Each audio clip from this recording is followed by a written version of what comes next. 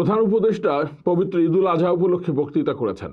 বক্তব্যের এক পর্যায়ে বলেছেন, আমি দেশবাসীর কাছে আহ্বান জানাই, আপনার সকল রাজনৈতিক দল এবং আপনাদের এলাকার প্রার্থীদের কাছ থেকে সুনির্দিষ্ট অঙ্গীকার আদায় করে নেবেন, যেন আগামী সংসদের প্রথম অধিবেশনেই যেসব সংস্কার প্রশ্নে ঐক্যমত্য অর্জিত হয়েছে তা কোনো প্রকার কাটাছাড়া ছাড়াই যেন তার অনুমোদন করেন। অন্যদিকে বিএনপির সালাউদ্দিন সাহেব রেটিফিকেশন, লেজিটিমেসি শব্দগুলো অন্তর্বর্তী সরকারকে স্মরণ করিয়ে দিয়ে হুমকি দেওয়া শুরু করেছেন। লন্ডন মিটিংয়ের পর পূর্বাকাশ যেমন ফর্সা হয়ে উঠেছিল, সালাউদ্দিন সাহেবের হুমকিতে ফের মেঘ জমার আতঙ্ক দেখা যাচ্ছে। সকল অনিশ্চয়তা কেটে গিয়ে নির্বাচন হচ্ছে, এটা সুখবর। কোন নির্বাচন? প্রধান উপদেষ্টা যেহেতু সংসদের প্রথম অধিবেশনে উল্লেখ করেছেন, ধরে নেওয়া যায় সংসদ অধিবেশনের কথাই তিনি বলেছেন। ধরলাম ৩ জোটের রূপরেখার মতো বেইমানি জুলাই ঘোষণায় হবে না, এটি প্রথম অধিবেশনে পাশ হলো, কিন্তু সেটি অনুমোদন করার সামর্থ্য সংসদের আছে কি? সংসদ সদস্যগণ যে শপথ বাক্য পাঠ করেন সেখানে তারা সংবিধান রক্ষার শপথ নেন। সংবিধান রক্ষার শপথ নিয়ে সেই সংবিধানের আগাগোড়া সংস্কার করা শপথ ভঙ্গ নয় কি? অভ্যুত্থানের নেতৃত্বদানকারী পার্টি এনসিপিও যদি সংসদে সংখ্যাগরিষ্ঠতা পায়, তাহলে তারাও কি সংবিধানের মৌল চেতনার বাইরে গিয়ে সংস্কার বা সংশোধনী করতে পারবে? পারবে না, কারণ সেই এখতিয়ারই তাদের নেই। অন্যদিকে আরও একটি প্রশ্ন রাখা যায়, যদি প্রথম অধিবেশনে কোনো কাটছাট ছাড়াই যে সংসদ আসবে তারা যদি সেটা পাশ না করে, তাহলে সরকারের কি করবার কিছু আছে? এই প্রশ্নটি আমরা রেখে গেলাম। তো সংবিধান সংস্কারের পদ্ধতি সম্পর্কে প্রধান উপদেষ্টা জাতিকে সঠিক নির্দেশনা দিতে ব্যর্থ হয়েছেন বলে জানিয়েছেন রাষ্ট্র সংস্কার আন্দোলন। তাদের মতো অনেকেই বলছে, সংসদের প্রথম অধিবেশনে সংবিধান সংস্কারের জন্য বিল উত্থাপনের অঙ্গীকার রাজনৈতিক দলগুলোর কাছ থেকে আমাদের যে পরামর্শ জনগণকে তিনি দিয়েছেন, একদিকে তা বিভ্রান্তিকর আর অন্যদিকে তার জুলাই অভ্যুত্থানের শহীদের আকাঙ্ক্ষার পরিপন্থী। সংবিধান সংশোধনের যে ক্ষমতা বিদ্যমান সংবিধান অনুযায়ী সংসদের কাছে দেওয়া আছে, সেই পদ্ধতির অপব্যবহারের সাথে বাংলাদেশের স্বৈরতন্ত্রের বিস্তারের সম্পর্ক ওতপ্রোতভাবে জড়িত। এদেশের জনগণ সাংবিধানিক স্বৈরতন্ত্র উচ্ছেদের জন্য অভ্যুত্থান করেছে, পুনরায় সংসদীয় স্বৈরতন্ত্র প্রতিষ্ঠার জন্য নয়। কিন্তু প্রধান উপদেষ্টা সংবিধান সংশোধন এবং সংবিধান সংস্কারের পার্থক্যকে গুলিয়ে ফেলেছেন। তিনি ভুলে গেছেন সংসদ আইন প্রণয়ন এবং সংবিধান সংশোধনের জন্য ক্ষমতাপ্রাপ্ত। সংবিধানের মৌলিক কাঠামো পরিবর্তনের ক্ষমতা বা এখতিয়ার সংসদের নাই। সংবিধানের মৌলিক পরিবর্তন ও সংস্কারের ক্ষমতা কেবল জনগণের বা জনগণের কাছ থেকে ক্ষমতাপ্রাপ্ত সংসদের।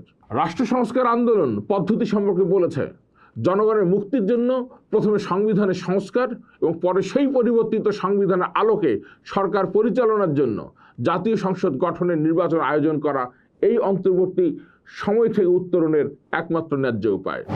একই সাথে সংবিধান সংস্কার সভা ও জাতীয় সংসদ নির্বাচনের পর নির্বাচিতগণ প্রথমে সংবিধান সংস্কার সভা ও গণপরিষদ সদস্য হিসেবে জুলাই ঘোষণাপত্র অনুসারে সংবিধান সংস্কার বা পাশ করবে। তারপর অনুমোদিত সংস্কারকৃত সংবিধানের অধীনে জাতীয় সংসদ সদস্য হিসেবে তারা শপথ নেবেন এবং তারপর অন্তর্বর্তী সরকার রাষ্ট্র পরিচালনার ভার তুলে দেবেন তাদের হাতে। প্রথম অধিবেশনে তারা জুলাইয়ের যে ঘোষণাপত্র সেটা তারা পাশ করতে বাধ্য হবে, কারণ যতক্ষণ তারা পাশ না করবেন ততক্ষণ পর্যন্ত তারা নতুন সরকার তাদের হাতে ক্ষমতা হস্তান্তর করবে না। এই অংশটুকু এটার সঙ্গে যুক্ত থাকতে হবে। বর্তমান সংবিধানের ৭ ক, ১, কোনো ব্যক্তি শক্তি প্রদর্শন বা শক্তি প্রয়োগের মাধ্যমে বা অন্য কোনো অসাংবিধানিক পন্থায় ক, এই সংবিধান বা ইহার কোনো অনুচ্ছেদ রদ, রহিত বা বাতিল বা স্থগিত করিলে, কিংবা উহা করিবার জন্য উদ্যোগ গ্রহণ বা ষড়যন্ত্র করিলে, কিংবা খ, এই সংবিধান বা ইহার কোনো বিধানের প্রতি নাগরিকের আস্থা, বিশ্বাস বা প্রত্যয় পরাহত করিলে, কিংবা উহা করিবার জন্য উদ্যোগ গ্রহণ বা ষড়যন্ত্র করিলে তাহার এই কার্য রাষ্ট্রদ্রোহিতা হইবে এবং ওই ব্যক্তি রাষ্ট্রদ্রোহিতার অপরাধে দোষী হইবেন। ২, কোনো ব্যক্তি ১ দফায় বর্ণিত ক, কোনো কার্য করিতে সহযোগিতা বা উস্কানি প্রদান করিলে, কিংবা খ, কার্য অনুমোদন, মার্জনা, সমর্থন বা অনুসমর্থন করিলে তাহার এইরূপ কার্য একই অপরাধ হইবে। ৩, এই অনুচ্ছেদে বর্ণিত অপরাধে দোষী ব্যক্তি প্রচলিত আইনে অন্যান্য অপরাধের জন্য নির্ধারিত দণ্ডের মধ্যে সর্বোচ্চ দণ্ডে দণ্ডিত হইবে, নইলে বর্তমান সংবিধানের ৭-এর ক ধারা অনুসারে সর্বোচ্চ শাস্তির মুখে পড়বেন অভ্যুত্থানকারী নেতৃবৃন্দ এবং সংসদ সদস্যরা এই অছিলায় বর্তমান সংবিধান বহাল রাখবেন। আর যদি পরিবর্তন করে বা না করে তাহলেও অভ্যুত্থানকারী ছাত্র, শিক্ষক, অন্তর্বর্তীকালীন সরকারের সকল সদস্য, সেনা অফিসাররা, অভ্যুত্থানে যোগদানকারী সকল রাজনৈতিক দলের নেতৃবৃন্দ সর্বোচ্চ শাস্তির মুখে পড়বেন সংবিধান অনুসারেই। ধরা যাক বিএনপির নেতৃত্বে জাতীয় ঐক্যের ভিত্তিতে নতুন সংসদ ১৫তম সংশোধনী বাতিল করলাম আদালতের রায়ে, কিন্তু জুলাই ঘোষণাপত্র জাতীয় সংসদ সদস্যগণ কিভাবে বাস্তবায়ন করবে? তাদের তো সে অধিকারই নাই। ধরা যাক শাস্তির মুখে পড়লাম না আমরা কেউ, কিন্তু সংবিধানের মৌল চেতনার নামে ১০-১৫ বছর পরে আরেকজন হাসিনা এসে কোর্ট দিয়ে এই জুলাই ঘোষণা বাতিল করে দিতে পারে কিনা? জিতবে তো বিএনপি। বিএনপি তার দলীয় জাতীয় সংসদ সদস্যদের দ্বারা সংশোধনী আকারে সংস্কারকৃত সংবিধান পাশ করাতে পারলে গণপরিষদ সদস্য হয়ে পাশ করাতে আপত্তি কোথায়?